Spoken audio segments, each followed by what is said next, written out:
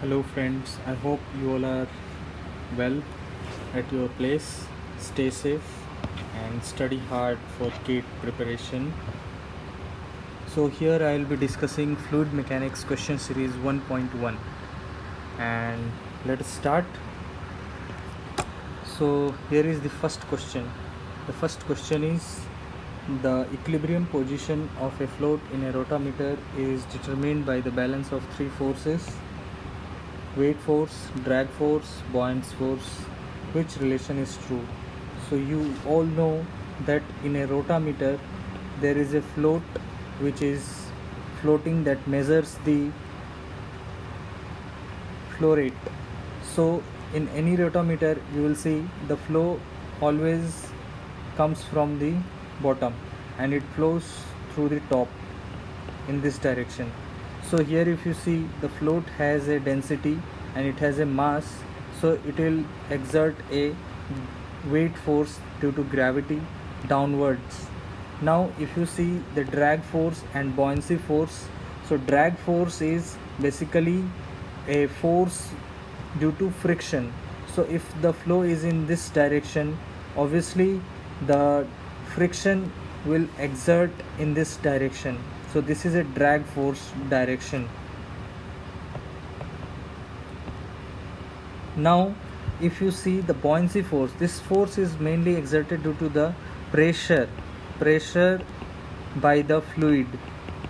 So fluid is flowing in this direction, so you can obviously say that the pressure is exerted in this direction. So the buoyancy force is also in the upward direction.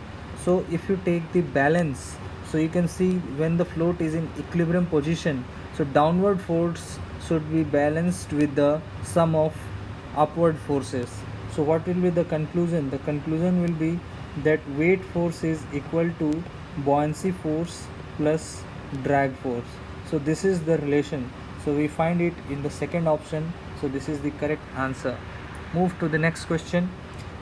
The question is the mechanical energy equation given by V square by 2 plus Gz P by rho at second position is equal to V square by 2 Gz P by rho at first position.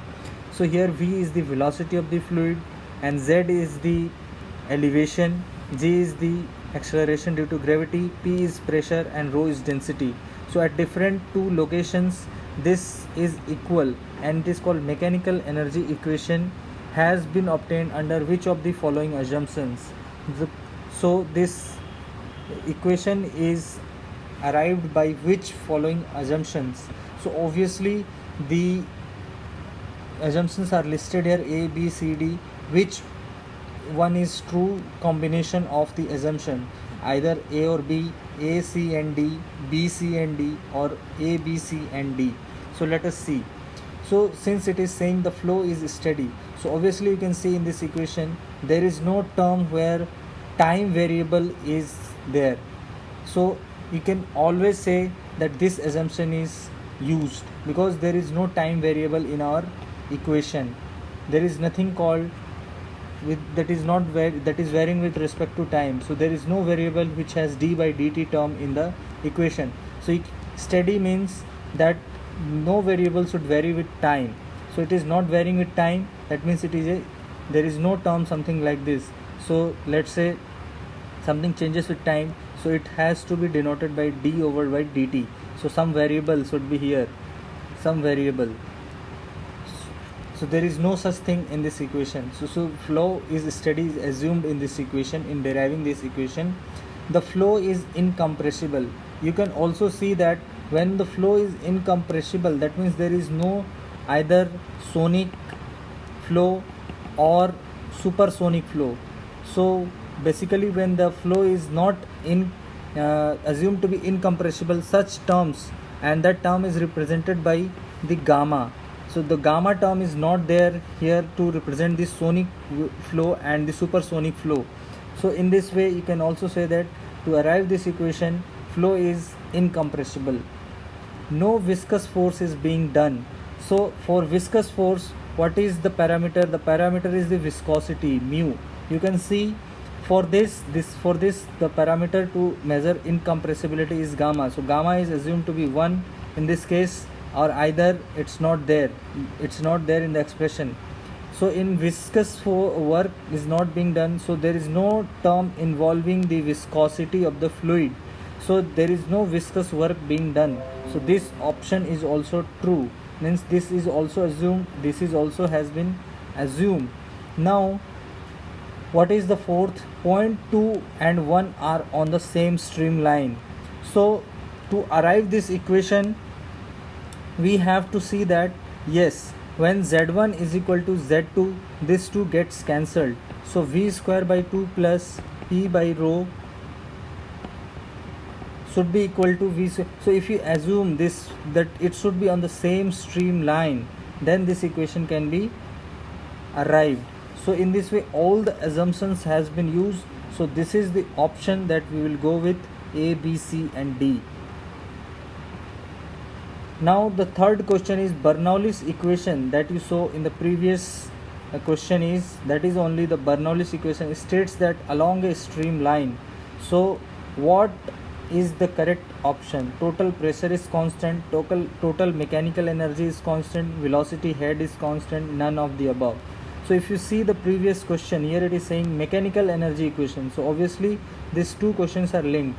So when it is saying mechanical energy, that means it involves the kinetic energy, it involves the potential energy, it involves the pressure energy. So all three are there, and combined three of them is called mechanical energy. So here we will go with the option number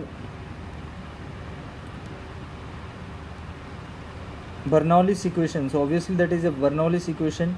So total mechanical energy is constant. This is the statement of Bernoulli equation, that along a streamline total mechanical energy should be constant. So we will go out the option number 2, that is B. Now this is the fifth question, where we have to find out the viscosity when the temperature is changing. So read the question. The viscosity of carbon monoxide at 1 bar and 300 Kelvin is 0.00015 Newton second per meter square. The viscosity of carbon monoxide at 1 bar and 600 Kelvin. So here basically they are asking, if the temperature is changed keeping the pressure constant, how is the viscosity going to change? So here we will see that there is a kinetic theory which assumes that the gas molecules are like hard sphere. It is called, this theory is called hard sphere kinetic theory. So based on this kinetic theory, this is the accepted theory for the study of flow of gases and in the chemical engineering study. So using this you don't have to remember the whole formula. This is the whole formula. The only thing that you have to remember, that viscosity is directly proportional to root over T, that is temperature. So using this is only you have to find out. So mu at 600 divided by mu at 300 should be something like this, T at 600 and T at 300. So here if you see, if you replace the value of temperature, here it will become root 2. So the ratio is root 2. So if you want to find out mu at 600, you should multiply root 2 into mu of 300. So here this is the only important thing that you have to find out from the formula. You don't have to remember the formula. You can just remember that mu is directly proportional to T raised to the power half. So here if you replace the value of this, then you will get 2.12 into 10 raised to the power 5 Newton second per meter square. So this was the required answer. Now let us move to the next question. The next question is the pressure drop required for fluidizing a coal bed with liquid petroleum fraction of viscosity 0.015 Newton second per minute is 1000. The pressure drop in required for fluidizing the same bed with viscosity. So here the variation of pressure drop along with the viscosity is being asked. So you can see that using Argon equation, the pressure bed is directly proportional to the viscosity. So you can simply put, since this value is 0.015 in the beginning and it is 0.03, this is twice. So simply this will become twice. The pressure drop is 1000 and here it is being asked for 0.03. So simply replace that. You will find out delta P, the initial viscosity is 0.15 and here it will 0.03. So this is 2 times, so delta P that is required is 2 into 1000. So in this way we have completed the 5 questions, and I will upload some more questions in the next coming sessions and give the solution on my YouTube channel Chemi Engineering Online, and this PDF will be shared on Telegram channel with the same name, Chemi Engineering Online. So I hope you like this method of teaching and learning through questions. You are also revising the theory part and how to solve the numerical part in a very quick manner, and simple steps you can learn from these sessions. So I hope you all are learning very well. Thank you very much. Like, share and subscribe my channel.